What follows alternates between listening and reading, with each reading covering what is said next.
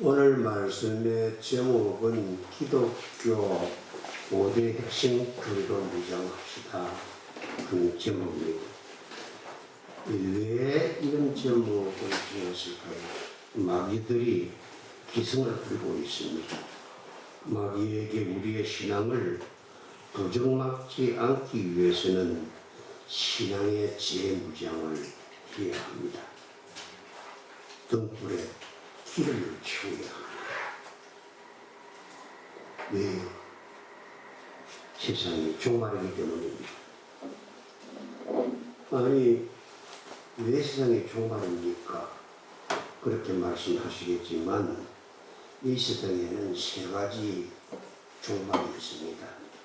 첫째는 우주적인 종말이지요. 무슨 큰 사건이 나서 지구가 끼워진다든지, 밤에 기후변화로 인해서 사람들이 다 죽는다든지, 그는 종말도 있지만 우리 개인에게도 종말이 있습니다. 인간은 누구나 다 한 번은 죽을 수밖에 없기 때문에 우리 인간은 종말론적 존재입니다. 그리고 세 번째가 신앙의 종말입니다. 이쪽에 조금 높여주시겠어요? 이쪽에 마이크를 조금 높여주시기 바랍니다.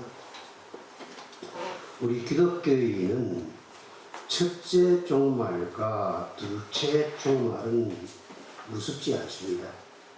오히려 기다리고 사모하는 종말이지. 우리가 두려운 것은 셋째 종말입니다.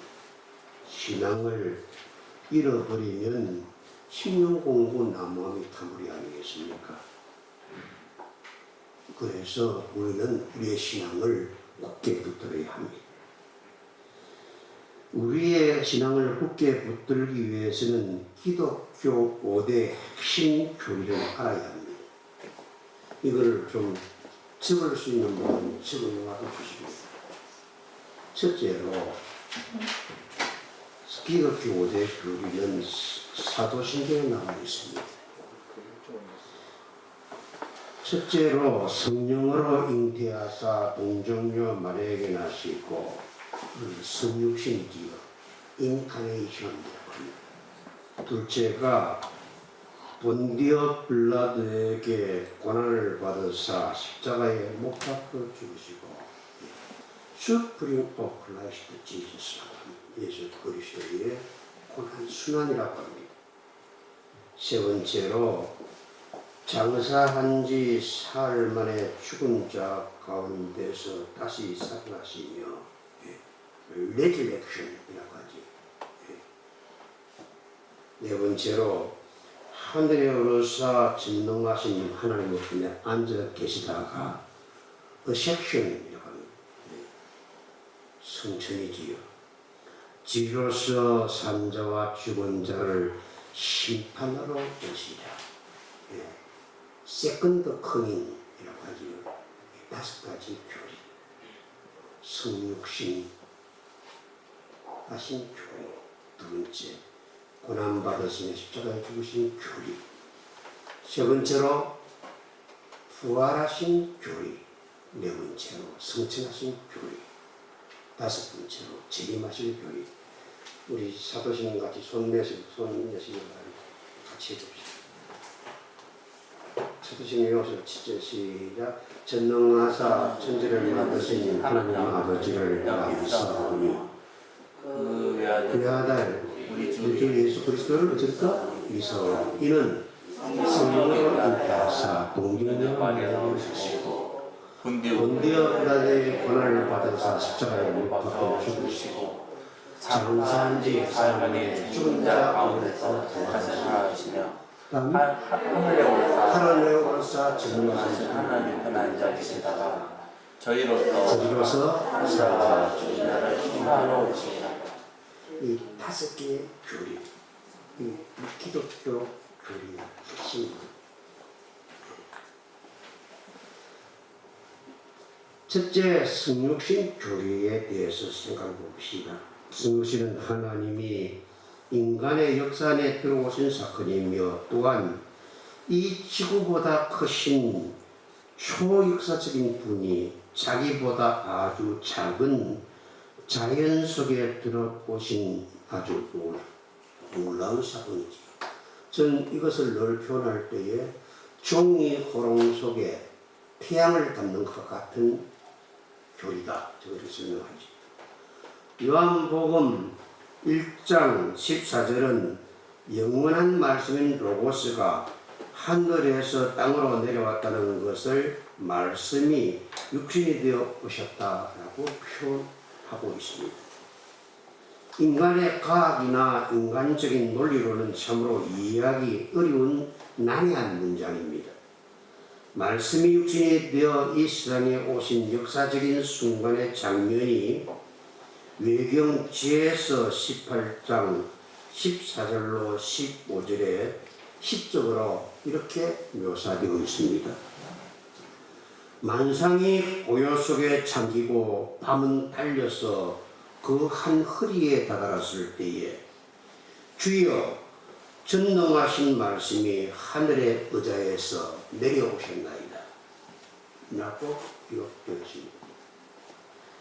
이것을 풀어서 설명하면 묵은 침묵이 온 세상을 덮고 밤이 깊어서 그 한 고비에 다다랐을 때에 하늘의 옥자로부터 주님의 전능하신 말씀이 마침내 멸망에 버리고 말 땅 한가운데로 뛰어내려 오셨나이다. 저는 그렇게 그걸 풀이해서 적어보았습니다. 영원한 말씀이 아침 안개와 같은 가엾은 육신이 되고 시간이 필요 없는 공간에서 시간의 지배를 받아야만 하는 인간의 역사 현실 속으로 들어오신 사건이 인카네이션, 성육신 사건입니다. 이는 이 세상에 존재하는 수없이 많은 종교와 우리 기독교를 차별화하는 아주 중요한 대목이라고 볼 수 있습니다. 모든 종교는 인간이 신을 더듬어 찾아 올라가서 만나야 할 수 있다는 교리를 가지고 있지만은 기독교만은 그 반대로 신이 인간을 찾아오셨다고 기록하고 있습니다. 왜요? 인간이 신을 찾는 일이 불가능하지만 신이 인간을 찾는 일은 가능하기 때문입니다. 인간은 비행기를 만들고 달을 정복하는 것과 같은 정말 놀랍고 놀라운 일들을 할 수 있지만은 늙고 병들어 죽어가는 자기의 생명을 잡아둘 수는 없습니다. 그렇습니다. 그래서 인간은 자기가 죽지 않고 살기 위해서 영원하신 하나님을 찾아야 하는 존재이지만 인간의 힘으로서는, 인간의 논리로서는 하나님을 찾을 수가 없습니다. 그럼 어찌해 좋겠습니까? 인간이 하나님을 찾지 못하자 하나님이 인간을 찾아 내려오신 것이 성육신 사건이고, 이 성육신 사건으로부터 기독교의 복음은 시작됩니다. 저는 동물의 세계에서 가끔 안타까운 장면을 봅니다. 아직은 더 자라야 할 어린 새끼를 남겨둔 채 어미가 죽어 새끼로부터 돌아오지 못한 채 버려진 새끼들의 경우입니다. 그 새끼는 며칠을 굶다가 울다가 어미를 기다리다가 힘이 빠져서 죽습니다. 새끼 새가 살기 위해서는 무엇이 필요합니까? 어미새입니다. 그래야 새끼 새는 살 수가 있습니다. 이런 생각을 하면 둥지 속의 새끼 새와 같은 우리와 함께 하기 위해서 말씀이 육신이 되어 오신 그리스도를 우리는 찬양하지 않을 수가 없습니다. 성신의 교리는 참으로 고마운 교리입니다. 실제로 우리 주님은 태산줄령의 동굴 속이나 육지에서 멀리 떨어진 외딴섬이라는 절의 고도에 잠시 재미로 내려왔다가 떠나버리신 그런 분도 아니고 그저 불가사의한 위할인의 비행물체인 UFO의 존재도 더더구나 아닙니다. 우리 주님의 성육신은 죽어가는 새끼를 찾아오신 어미시아와 같은 사랑의 사건입니다. 죽어가는 새끼새가 어미새를 찾을 수 없자 어미새가 죽어가는 새끼를 찾아오신 사건이지요. 이것이 성육신의 사건입니다. 두 번째, 기독교 5대 교리의 둘째 교리는 십자가 교리입니다. 성육신하신 그리스도의 산절 전체를 표현한 단어는 슈프림, 순환이지. 그 순환의 절정은 십자가에 나타납니다. 바울이 그리스도의 순환과 십자가의 죽으심이 기독교 핵심 5대 교리의 두 번째 교리가 되었습니다. 주님은 생 그 자체가 고난이었지만 그리스도 생애의 마지막은 인간의 말로서는 다 표현할 수 없는 순환의 극치였습니다. 그리스도는 영혼과 육신 모두가 순환을 당하셨습니다. 클라우너는 십자가의 처형은 사람들이 다른 사람들에게 안갚음하기 위하여 고안한 것 중에서 가장 악독하고 잔인한 처형 방법이다 라고 했습니다. 반면에 또 십자가는 죄인을 구원하시는 하나님의 위대한 사랑의 표시이기도 합니다.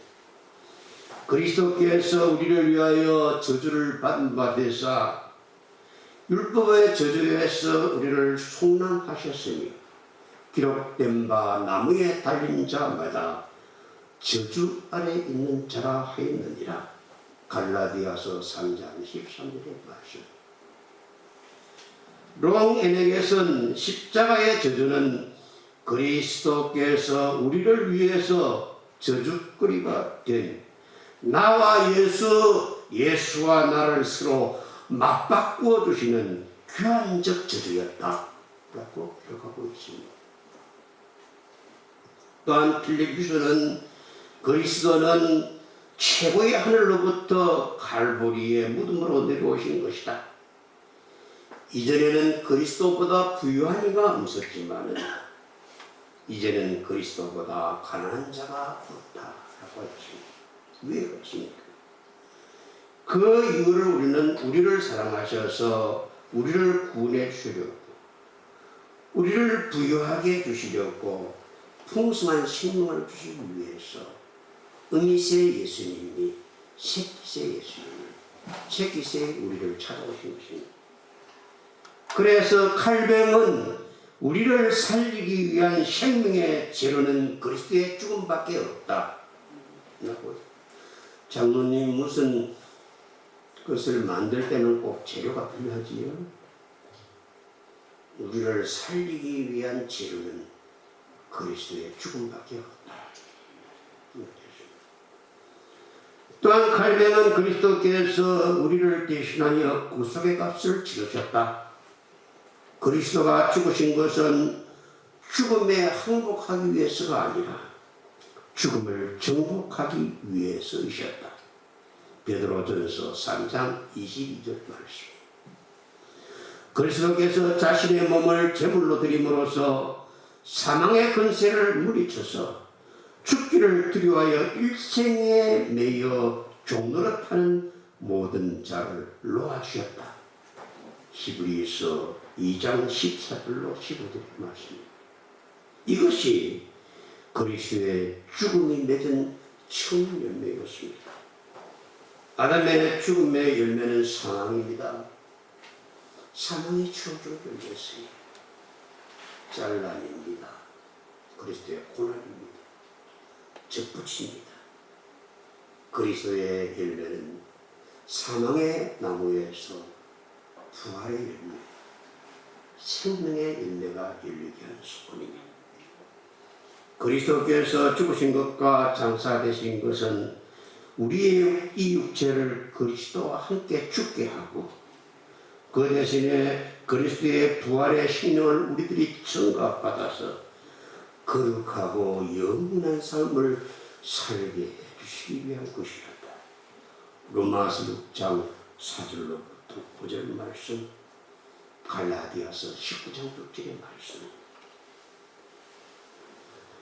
십자가는 참 고맙습니다. 기독교를 상징하는 막고는 십자가입니다. 기독교를 십자가의 종교라 하는 이유가 여기에 있습니다. 십자가는 정치범들을 매달아 죽이는 사형틀이었습니다. 생각만 해도 섬뜩하지요. 그러나 지금은 모든 교회당의 안팎에 설치되어 있고 많은 이들이 목걸이로 이용도 하고 있습니다. 어떻게 그렇게 되었습니까?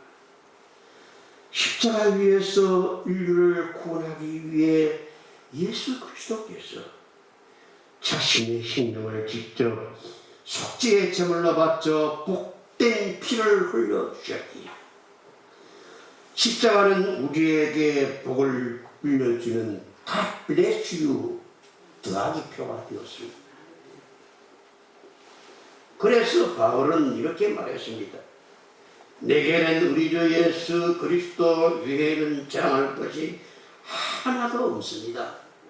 그리고 그리스도 인해서 세상이 더 이상 나에게 행사할 수 없도록 해주시기 위해서 그리스도께서 십자가에 죽어주셨고 내가 또한 세상의 미련을 가지게 하지 못하도록 그리스도께서 나를 위하여 십자가에 못 박혔습니다. 그러므로 이 십자가는 사람에 따라 그 의미가 사뭇 다릅니다. 멸망하는 자들에게는 미련한 것이요 구원을 받는 자들에게는 하나님의 능력입니다. 고린도전서 1장 18절에 말씀입니다. 그렇다면 나에게는 십자가의 진리가 완전한 총명입니까? 순전한 아픔입니까? 아무리 심오한 진리라고 해도 받아들이는 자들의 인식에 따라서 전혀 다르게 작용되기 때문입니다. 똑같은 지갑이라도 돈을 넣으면 돈지갑이 되고 담배를 넣으면 담배쌈지가 됩니다. 같은 건물이라도 그 안에서 예배를 드리면 예배당이 되고 술 먹고 잡담하면 술집이 되듯이 말입니다. 산 속에서 졸졸졸 흘러내리는 맑은 시냇물을 뱀이 만들면 독을 만들어내고 젖소가 마시면 의를 만들어내는 이치와 같고 그림을 그리는 재주를 갖고 있는 화가가 명화를 그려낼 수도 있고 골방에 숨어 위조지폐를 그려낼 수도 있지 않습니까? 같은 칼이 의사의 손에 들리면 생명을 살리는 수술 도구가 될 수 있지만 흉악한 자들의 손에 들리면 사람을 죽이는 살인무기가 될 수 있습니다. 이같이 십자가의 군론도 사람에 따라서 이해와 해석과 믿음에 따라 이렇게 전혀 다른 역할을 할 수 있는 것입니다. 이렇든 저렇든 십자가 희생이 없으면 우리의 신앙도 다 헛사가 되어버리는 것이 아니겠습니까? 그래서 예수님의 생살에다가 못을 박습니다. 손바닥에 대고 발등에 대고 대못을 박습니다. 살아있는 목숨을 십자가에 매달아 놓고 살을 찢고 뼈를 뚫고 사망치로 내려칩니다. 햇살에 눈부신 사울인데 먹는 것 화산 사울인데 눈을 뜨고 내려칩니다. 고개 들고 내려칩니다. 마침내 예수의 심장에 창을 꽂습니다. 로마 병정이 망치질을 합니다. 유대인들이 망치질을 합니다. 지금도 곳곳에서 망치질을 합니다. 거짓이 세상의 사람들이 망치질을 합니다. 나의 욕심이 예수님의 손가발에 망치질을 합니다. 나의 어리석음이 망치질을 합니다. 예수 그리스도는 죄가 없고 오래도 없습니다. 그렇지만 최고 수준의 죄인으로 처벌을 받았습니다. 내가 생각으로 지은 죄를 대속하기 위하여 예수님은 머리에 칼을 쓰시고, 내가 마음속에 불안과 시기와 질투와 증오로 지은 잘못을 스쳐내기 위해서 예수의 심장에 창이 꽂혀 물과 피를 쏟아내었고, 내가 손과 발로 다니면서 지은 죄를 용서받게 해주시려고 예수의 손발에 내 못이 박혔습니다. 기독교 세 번째 핵심 교리는 부활의 교리입니다. 그리스도의 죽으심과 부활하심은 문자가 없던 시대에 만들어내어진 신화가 아니올시다. 역사적으로는 안토니우스, 옥타비아누스, 푼페이우스는 시저지요. 이 세 분이 삼두정치가 끝나가는 역사적 기록을 문자로 남기는 저 황금시대 팍슬로마나 시대였고, 헤롯은 이 푼페이스로 불리는 시지의 절친이었습니다.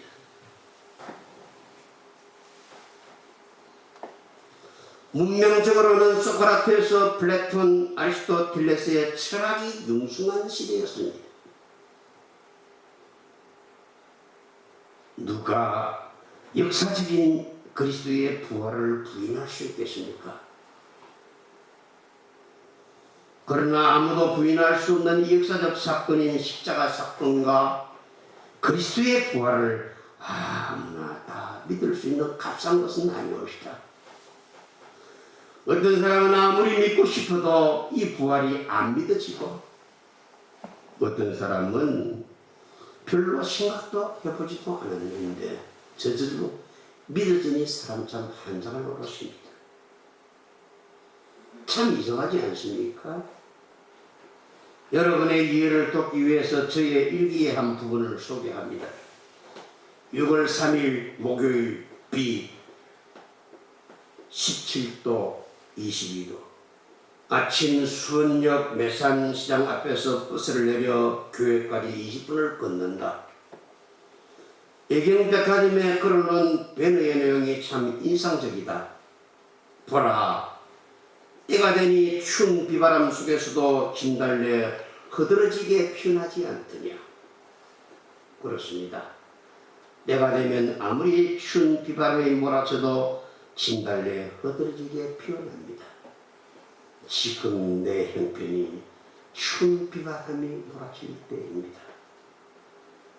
오늘 아침 내 영혼에도 그리스도의 진달래가 흐드러지게 피어납니다. 오 예수여, 나의 부활이시여. 이것이 저의 6월 3일 일기였습니다. 그래요. 암으로 딸을 이 세상으로부터 떠나보낸 지 약 10년, 딸을 이어서 자신마저 암투병 중인 한국의 지성 이의령 교수는 딸의 죽음을 10년이 넘도록 놓아주지 못하고 추운 비바람 속에서 울고 또 울었습니다. 그는 자신을 그리스도에게로 전도한 딸에게 보내는 굿나잇 키스라는 이분의 개정부안한 책에서 딸의 죽음을 이렇게 적어놓습니다. 수척한 얼굴로 마지막 나에게 돌아온 너, 내가 살던 고향집에 돌아온 너는 패자딸이었다. 천사들이 널 호위하였고 하나님이 성령의 빛을 보내셨다. 장한 딸, 지혜로운 딸, 나를 진리에 눈뜨게 해주는 효녀, 고맙다 내 딸아. 이제 굿나잇 키스를 보내지 않겠다. 밤이 없는 빛의 천국, 너는 영원히 잠들지 않은 하늘의 신부가 되었으니까. 그리고 지금 너의 눈물정마다 꽃들이 피어나고 너의 울음소리마다 꽃을 노래하는 새소리가 들려온다. 본래가 철저한 무신론주의자였던 이어령은 자기의 딸의 죽음에서 이제는 자기 몸에 생긴 암으로 인해서 죽어가는 날을 기다리고 있으면서 부활을 믿게 됩니다. 어떻게 이런 일이 일어날 수 있습니까? 딸마저 암으로 죽고 자신도 암으로 죽어가는 중에 하나님을 저주해야지. 그러니까 이 부활은 아무나 믿을 수 있는 것이 아닌 것이요.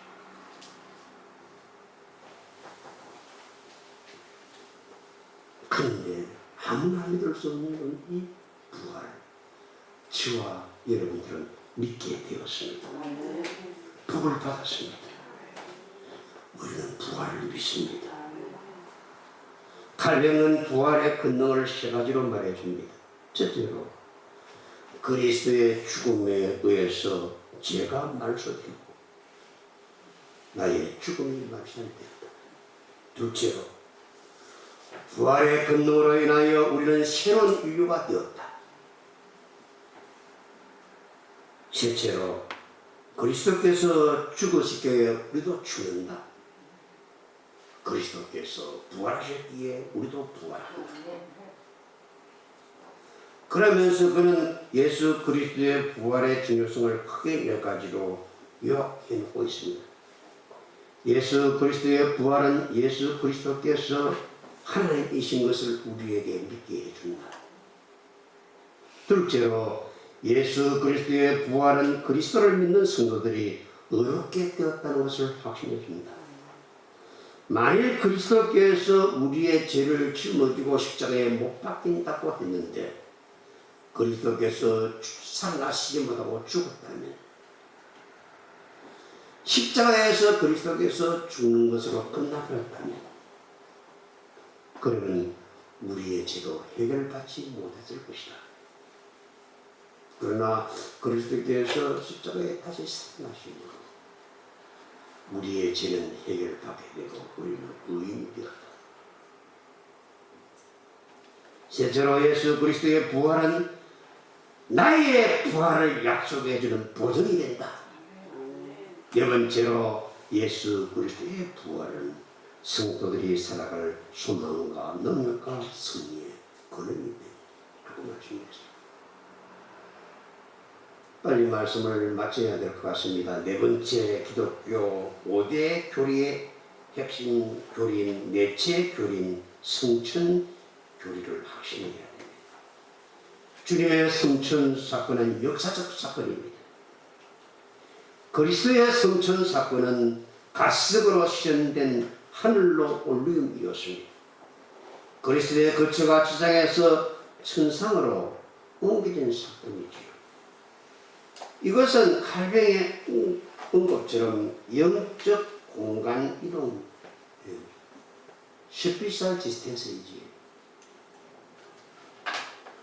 주님의 성천은 그리스도의 삶, 그리스도의 죽음, 그리스도의 부활과 마찬가지로 예수의 제자들을 비롯하여 수많은 목격자와 증인들이 보증해주는 역사적인 사건입니다.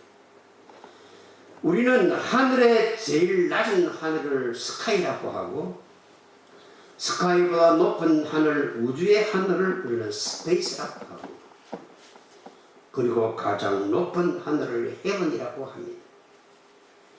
예수님의 승천하신 곳은 가장 높은 하늘인 헤븐입니다. 이 하늘은 우리가 흔히 알고 있는 대기권, 성천권 밖에 있는 스페이스라는 하늘이 아닙니다. 뻘꼬이 논능처럼 주님께서 가신 하늘은 비록 우리가 그곳이 어디인지는 그곳이 어떤 성격을 가졌는지는 분명하게 규정할 수 없지만 분명히 쉽지 않은 장소에 있는 하늘입니다.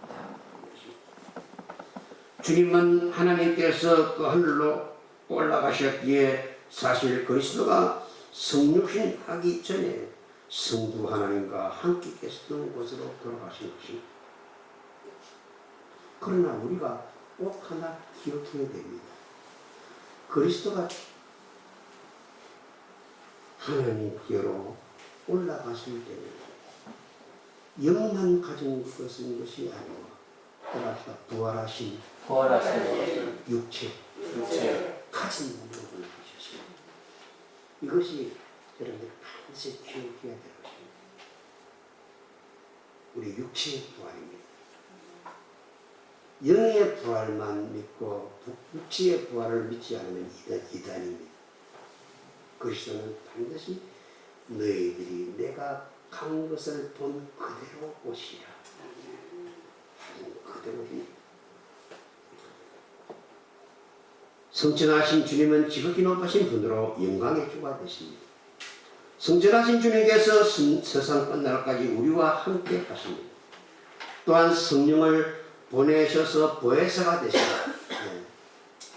지킬 보자, 베풀 했자, 가르칠 사자, 지키시고 가르치시고 보호하시는 영이 되시고 진리 가운데로 인도하시어 교회를 보호하시고 우리의 기도의 영이 되시며 성도의 영이 되시며 주님의 신성과 성령으로 지상의 성도들을 지켜주시고 보호하여 주시고 인도하여 주십니다.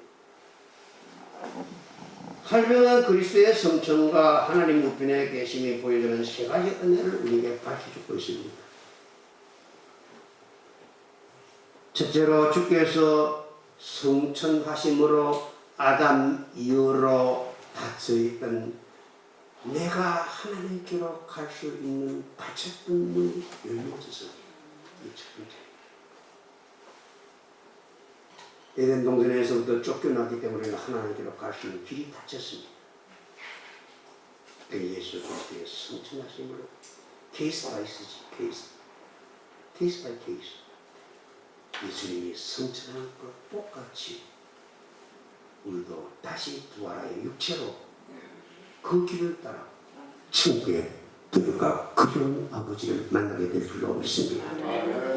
그리스도께서 우리의 중보자, 우리의 사건을 맡은 변호사로서 하늘의 성소에 계십니다. 그리스도께서 하늘 성소에서 보혜사 성령을 우리에게 보내주셔서 우리를 성결케 하시고 각종 은사를 주셔서 성도의 삶을 살게 해주십니다. 마지막입니다. 기독교 5대 핵심 교리인 재림 교리를 우리는 이 시간 기억합시다. 세컨드 커밍입니다. 두 번째 교리입니다. 이미 언급된 핵심 교리에서 그리스도의 성육신, 그리스도의 죽으심, 그리스도의 부활, 그리스도의 성천 사역은 이미 다 이루어졌습니다. 오직 미래의 사건인 주님의 재림만이 우리에게 아직 열려지지 않는 마지막 하나 남아있는 사건입니다. 그리스도께서 이번에 세상에 오시는 파루시아, 세컨드 커밍, 두 번째 오시는 것이므로 우리는 재림이라고 합니다. 그리스도의 재림은 땅의 모든 족속이 모두 다 이 두 눈으로 똑똑히 볼 수 있게 단번에 임하는 공개적인 사건입니다. 마태복음 24장 27절 3절의 말씀입니다. 그 언제 재림하십니까? 주께서 재림의 전조를 밝혀주셨습니다. 전쟁과 지진과 기근과 여러 가지 난리가 일어날 것입니다. 성도들과 교회가 이 세상 정부로부터 극심한 환난과 핍박을 받고 믿음을 버리게 될 것입니다.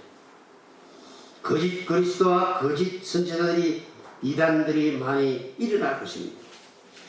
그러나 그런 어려운 가운데서도 복음은 온 세상에 전파될 것입니다. 재림의 목적은 심판을 하기 위한 것입니다.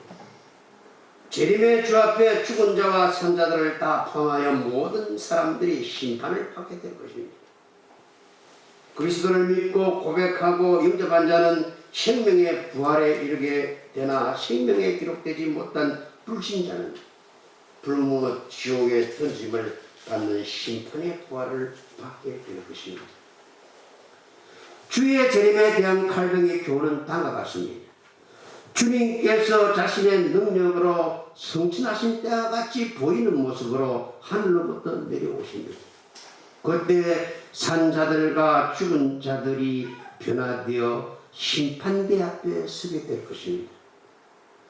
심판의 날 우리는 우리들이 지은 모든 죄가 그리스도의 공로로 이미 벌써 낱낱이 사해져 없어버렸다는 사실을 우리는 확인할 수 있을 것입니다. 지금은 우리가 말로만 듣고 있지요. 그리스도로 말미암아 너희 죄가 사함을 받게 되었다. 말로만 듣고 있지만 그리스도께서 재림하시는 날 우리를 실제로 우리의 죄가 하나없이 사해졌다는 것을 우리는 눈으로 확인할 수 있을 것입니다. 그때 우리는 아멘 찬송을 그칠 수 없을 것입니다. 그 찬송의 입술이 새하늘과 새 땅의 상 가운데 영원히 닫혀지지 않을 것입니다. 그러므로 성도는 내가 진실로 속히 오리라 약속하시는 주의 말씀을 붙잡고 아멘 주 예수여 오시옵소서 불대항하며 공적 사명을 감당하기 힘써야 합니다. 성경은 인류 역사상 가장 위대한 날에 대하여 이렇게 말씀하고 있습니다. 하나님이 하늘과 땅을 창조하시던 날도 위대한 날이며 첫 남자와 여자를 창조하여 에덴 동산에 들여보내신 날도 위대한 날이며